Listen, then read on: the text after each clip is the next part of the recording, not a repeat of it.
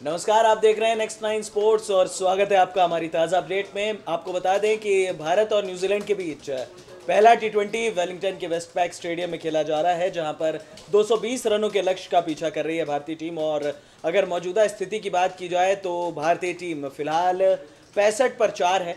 और जिस तरह से यहाँ पर ऐसा लग रहा था कि भारतीय टीम वापसी कर लेगी, पिच में उतना कुछ खास दिख नहीं रहा है, ना पिच स्लो है, बिल्कुल फ्लैट विकेट है।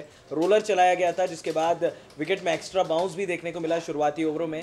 ऐसा लगा कि शिखर धवन और रोहित शर्मा की जोड़ी एक तूफानी शुरुआत करेगी और शायद कर भी दी थी, लेकिन 18 रन के निजी स्कोर पर पहला ही विकेट भारतीय टीम का गिर गया रोहित शर्मा के रूप में। और कप्तान रोहित शर्मा के आउट होने के बाद पूरी तरह से भारतीय टीम बैकफुट पर चली गई। फिलहाल दिनेश कार्तिक आए हैं बल्लेबाजी करने और उनके साथ में है विंटेज धोनी। जिस तरह के प्रचंड फॉर्म में है धोनी, अब पूरी तरह से उम्मीद उन्हीं से है। 11 ओवर में 155 रनों की जरूरत है फिलहाल भारत को। ऑलमोस्ट इम्पॉसिबल दिख रहा है, लेकिन इसकी वजह क्या है?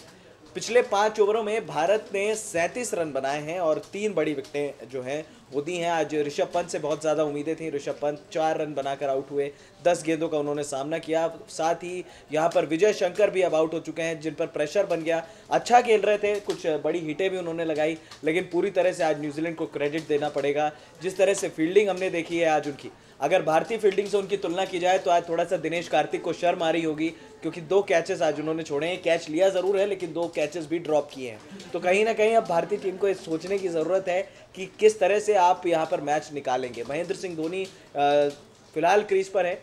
अब अगर धोनी स्ट्राइक पर हो, स्पेशली टी20 फॉर्मेट हो, तो आप किसी भी स्कोर को पूरी तरह से सेफ नहीं मान सकते, क्योंकि हमने आईपीएल में भी देखा है 16-17 की औसत भी उन्होंने चेस की है।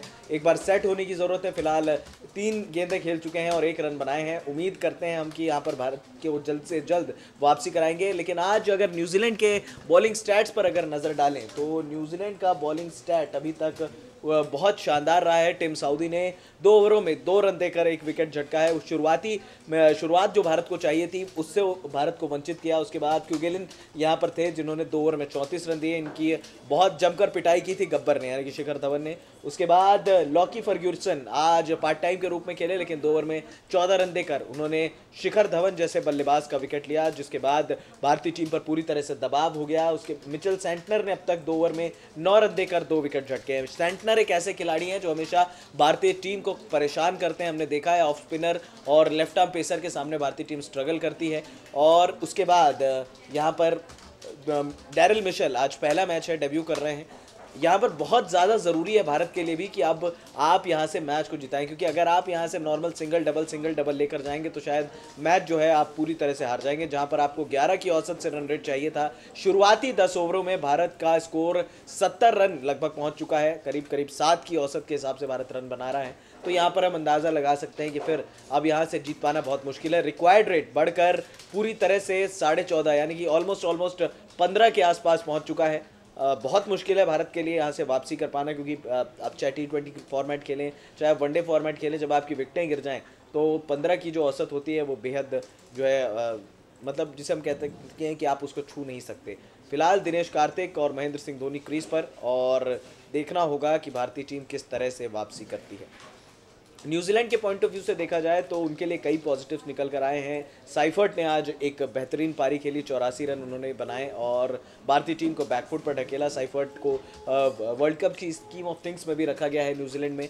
और आज डैरिल मिशेल का भी डेब्यू हुआ है। स्पेशली ये खिलाड़ी आया है बिग बैश लीग से, और जिस तरह से हमने देखा कि आज गेंदबाजी वो कर रहे हैं, बल्लेबाजी में भी केन विलियमसन के साथ एक छोटी लेकिन अच्छी साझेदारी की। जिस समय नज़ाकत थी, जिस समय चाहिए थी एक साझेदारी, वो साझेदारी आज उन्होंने बना कर दी है। फिलहाल अगर देखा जाए तो दिनेश कार्तिक और महेंद्र सिंह धोनी दोनों को आज कुछ कमाल करना पड़ेगा, क्योंकि अगर यहाँ से भारत जीतेगा तो थोड़ा सा एक करिश्मा ही हम मान सकते हैं, क्योंकि यहाँ से बहुत ज़्यादा स्ट्राइक रेट आपको चाहिए होगा। करीब 170-180 की स्ट्राइक रेट के हिसाब से अगर आप रन बनाएंगे तो ही शायद आप मैच को जीत पाएंगे। 10 ओवर लगभग पूरे हो चुके हैं, 72 रन भारत का स्कोर है, 4 विकेट भारत के गिर चुके हैं।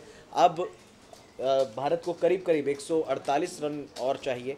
यहाँ से बहुत मुश्किल है 14.8 की औसत से रन बनाना, लेकिन अब बेटर ये है कि यहाँ से ओवर्स कितने बचे हैं।